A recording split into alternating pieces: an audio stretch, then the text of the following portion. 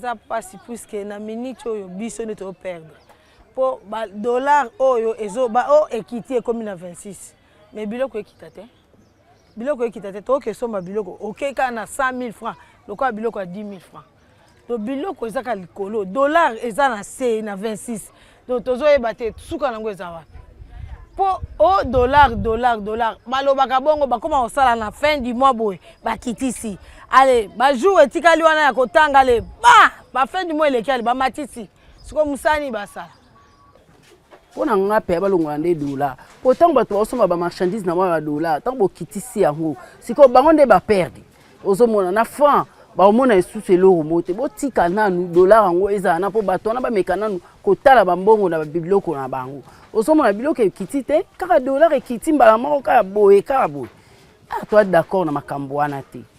Non, l'avantage c'est parce que le taux n'est pas stable. La Banque centrale, c'est depuis le lundi, bazo fixé taux stable. Tu peux fixer on a 26 700. Le but est à 27 300.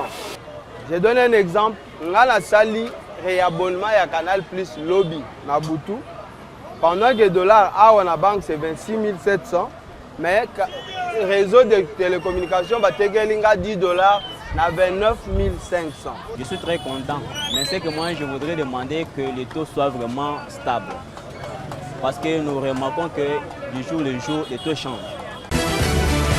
Les échanges ont principalement porté sur la feuille de route, les plans de relance de la Société nationale de loterie zonale et les enjeux des régulations et des transparences du secteur. Lors de la présentation de l'état des lieux, il a été révélé qu'en 2024, près d'1 milliard de dollars américains avaient été générés, mais qu'à peine 1 million avait été reversé à l'État, révélant un important manque à gagner pour les finances publiques. Le ministre Doudou Fwamba a souligné la nécessité d'assainir les secteurs, de protéger les citoyens et d'accroître la mobilisation des recettes publiques.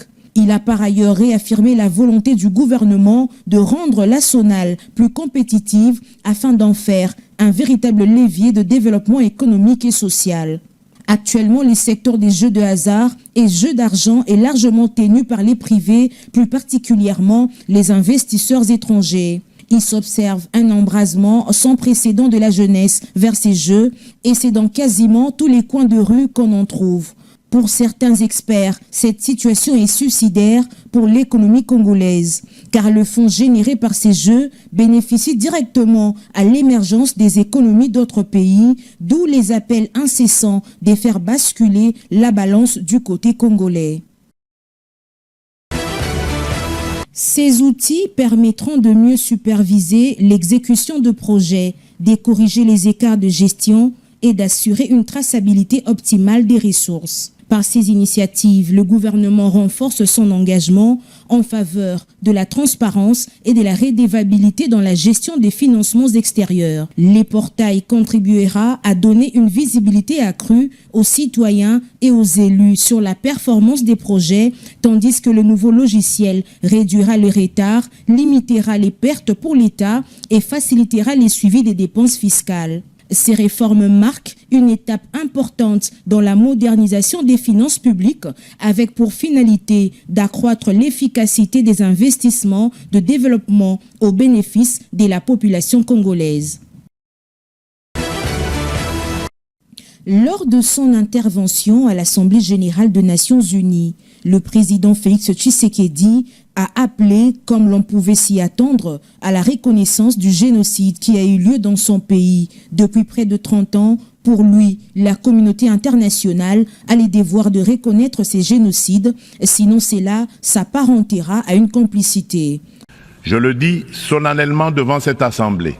La communauté internationale a le devoir moral et politique de reconnaître cette tragédie pour ce qu'elle est, un génocide, et d'agir en conséquence.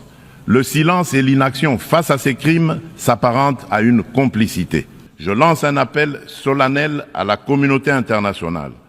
Elle a le devoir moral et politique de soutenir cette démarche essentielle afin d'établir la vérité, rendre justice aux victimes et jeter les assises d'une paix durable ancrée dans la mémoire et la responsabilité partagée.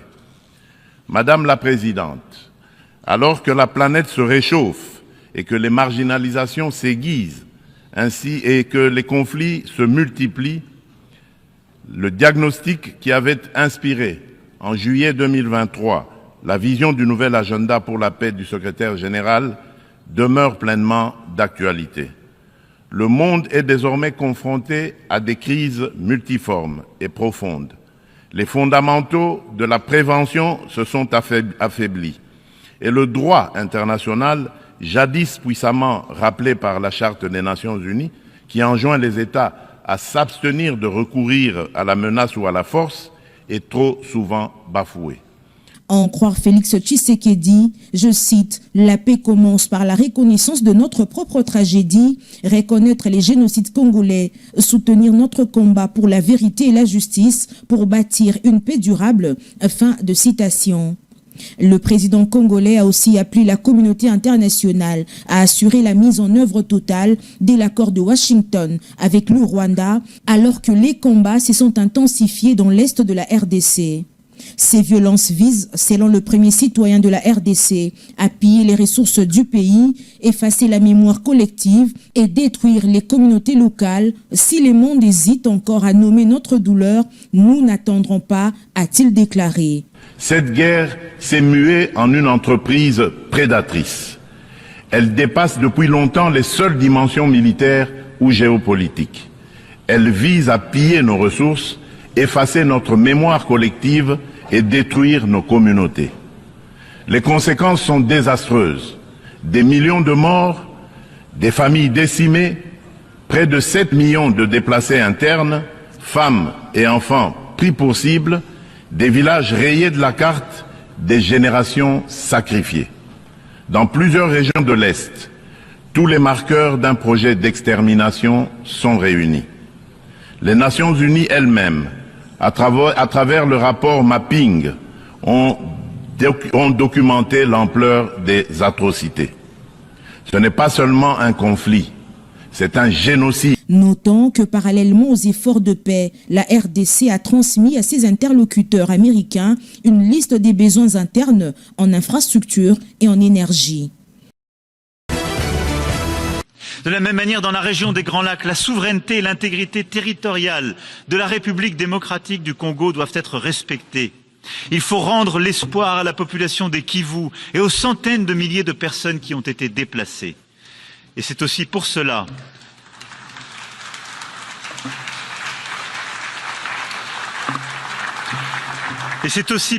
que nous réunirons le mois prochain à Paris tous ceux qui peuvent répondre à l'urgence humanitaire et faire converger les initiatives de paix. Et je me félicite de ce qui a été conduit par l'Union africaine, par tant de voisins, par le Qatar, par les États-Unis d'Amérique. Mais l'urgence humanitaire, là aussi, est indispensable. Nous ne devons oublier aucun de ces conflits. Contre ma volonté, l'attention s'est focalisée sur ma modeste personne, a déclaré Vital Kamerhe devant la plénière. Il a rappelé que la polémique entourant son maintien dû au perchoir avait occulté les véritables défis prioritaires du pays tels que l'unité nationale, la défense de la souveraineté et la lutte contre le chômage et la pauvreté. Face aux critiques des dernières semaines, l'ancien président a déclaré avoir répondu avec responsabilité devant la commission spéciale. Il a cependant dénoncé des irrégularités dans la pétition introduite contre lui en évoquant un signataire non élu parmi les pétitionnaires. Malgré ces vices de procédure, Kamerhe a jugé nécessaire de mettre un terme à ces bras de fer pour préserver la cohésion institutionnelle. Convaincu de ce qui précède et tout en réitérant ma loyauté à la nation, je voudrais vous annoncer sans débat ni vote que j'ai démissionné de mes fonctions, a-t-il déclaré. Il a remercié ses collègues, ses soutiens et ses détracteurs, affirmant, je cite, que ce qui nous unit est est infiniment plus fort que ce qui nous divise. Le président national de l'UNC a insisté sur la nécessité pour les élus de se recentrer sur les préoccupations du peuple congolais, particulièrement celles des populations de l'Est qui continuent de subir les affres de la guerre. À noter que l'histoire s'est encore répétée car Vital Kamerhe avait déjà été contraint de démissionner de son poste de président de l'Assemblée nationale en 2009. Comme vous aussi, aujourd'hui, la démission du président de l'Assemblée nationale. Ce que je tiens à vous dire, c'est que il y a quelques jours, moi j'avais reçu, dans le cadre d'une réunion interinstitutionnelle, tous les chefs de corps de nos institutions. Et il y avait là le président de l'Assemblée nationale, le président du Sénat, la première ministre et le président du Conseil supérieur de la magistrature. Le mot d'ordre était que la rentrée se fasse dans la sérénité, le calme qui soit, et je crois que vous avez vu les discours de rentrée, ils ont été justement dans ce sens-là. Après, il y a un fonctionnement, une cuisine interne à chaque institution, et les choses s'orientent selon ce que ces institutions sont en train de faire. Moi, je suis le garant de la stabilité de ces institutions, mais ça ne me donne pas le droit d'aller me glisser dans ce qui se passe dans ces institutions. S'ils ont décidé de défier leur président, de leur cuisine interne. Mon rôle à moi est de voir les droits de tout le monde sont respectés et que l'institution elle-même, sa stabilité est sauvegardée. C'est ce qui m'importe. Quant à savoir si nous sommes toujours alliés, partenaires, bien sûr, en tout cas sauf si maintenant M. Vital Kamerhe décide autrement, mais je ne vois pas pourquoi, parce que je ne suis pas à la base justement de sa démission, ni de ses problèmes. Je ne vois pas pourquoi il va vouloir me tourner le dos. Je n'y suis pour rien. Donc, je continue à le considérer comme un allié, comme un frère. Cette cérémonie solennelle marque le départ définitif de Vital Kamerhe de la tête du bureau de la Chambre basse du Parlement. Conformément au règlement intérieur, la fonction est désormais assumée par le premier vice-président Isaac Jean-Claude Chilumbaï en attendant l'élection d'un nouveau président par la plénière. Dans son mot des circonstances, l'honorable Vital Kamerhe a souhaité bonne chance à ses collègues députés ainsi qu'au premier vice-président Isaac Jean-Claude Chilumbaï, appelé à diriger l'Assemblée nationale durant cette période intérimaire jusqu'à la plénière d'installation de son successeur. Il a confié qu'il partait avec beaucoup de souvenirs de l'ensemble du bureau et a encouragé son successeur à défendre avec fermeté le président de la République Félix Antoine Tshisekedi Tshilombo ainsi que les intérêts supérieurs de la nation. Vital Kamerhe a également rappelé qu'il resterait disponible en cas de besoin. La République passe avant tout, a-t-il déclaré. De son côté, le premier vice-président, désormais président intérimaire de l'Assemblée nationale, a reconnu garder des très bons souvenirs de sa collaboration avec Vital Kamerhe et qu'il a qualifié d'exemplaire et marqué par une grande expérience parlementaire et a promis de mener à bon port la haute mission que lui confient les règlements intérieurs de la Chambre basse du Parlement. Le président Jean-Claude Chilumbaï a insisté sur son engagement à préserver l'image laissée par son prédécesseur, à œuvrer pour l'intérêt de la République et à sauvegarder les valeurs communes au service de la démocratie congolaise. Il a enfin réaffirmé sa volonté de pérenniser la vision du chef de l'État, Félix Antoine Tshisekedi Tshilombo. La cérémonie s'est déroulée en présence du secrétaire général de l'Assemblée nationale, Jean Ngouvoulou Nkoji, de la questeur Chimène Poli, des cadres de l'administration ainsi que des quelques membres du cabinet de la Chambre basse du Parlement. Cette séance de travail s'inscrit dans le cadre de la préparation d'une mission d'itinérance que le VPM Chabani effectuera dès la fin de cette semaine dans cette province longtemps confrontée à des conflits intercommunautaires.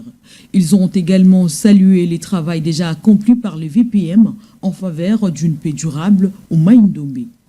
Ce voyage s'inscrit dans le cadre de sa nouvelle politique de gouvernance sécuritaire, mais également dans son agenda d'itinérance. Il a déjà fait d'autres provinces, il est allé dans la Chopo, on a vu dans le Congo central, et maintenant c'est question d'aller dans le Mai-Ndombe. Mai-Ndombe, comme toutes les autres provinces, vous savez que Mai-Ndombe est caractérisé par un certain nombre de conflits. Vous avez les massacres de Yumbi, vous avez eu les problèmes qu'il y a eu à Bolobo, vous avez les problèmes Mobondo, et tout ça. Son Excellence le vice-premier ministre a une idée dans un premier temps d'abord de réunir le Conseil de sécurité élargi. Je pense qu'il y a des grands responsables qui partiront de Kinshasa au niveau de service de la DGM, de l'ANER, du service de sécurité, le secrétariat général et lui-même en tête pour arriver et essayer un peu de creuser ces problèmes, de chercher à trouver des solutions. Nous voulons le remercier très sincèrement par rapport à cela et cela démontre l'intérêt qu'il accorde à la population, qu'il accorde à la sécurité au niveau de la province. Et nous, en tant qu'élus, on l'a suivi avec beaucoup d'attention. Nous allons nous concerter pour faire en quelque sorte une feuille de route sous forme de mémorandum que nous allons transmettre à son Excellence. Très bonne initiative. Ce qui se passe dans le Mai-Ndombe, ce n'est pas une rébellion qui est venue de l'extérieur. C'est nous-mêmes, entre nous, fils du Mai-Ndombe, nous nous entretuons, nous nous battons entre nous. Et que dans le cadre de sa gestion, qu'il estime qu'il est temps pour essayer un peu de pénétrer ces problèmes, quelles sont les causes réelles qui sont à l'origine de ces problèmes. Envie de mener à bien cette itinérance, les patrons de la sécurité nationale sera accompagné d'un groupe de ses élus pour relever le point saillant sur lesquels il faut s'apaisantir dans le règlement de ces conflits. Cette boutique d'habillement se trouve dans le marché central. Pour y arriver, il faut plusieurs minutes à partir de l'entrée principale du marché.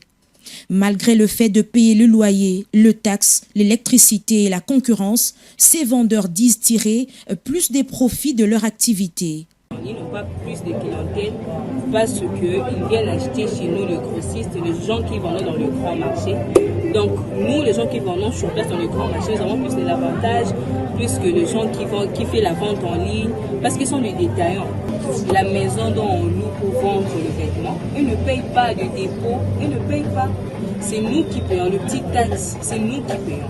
Seulement, grâce à l'essor du commerce en ligne, de plus en plus des vendeurs voient leurs bénéfices exploser. Avec la facilité d'accès de clients aux vendeurs, les commandes affluent comme jamais.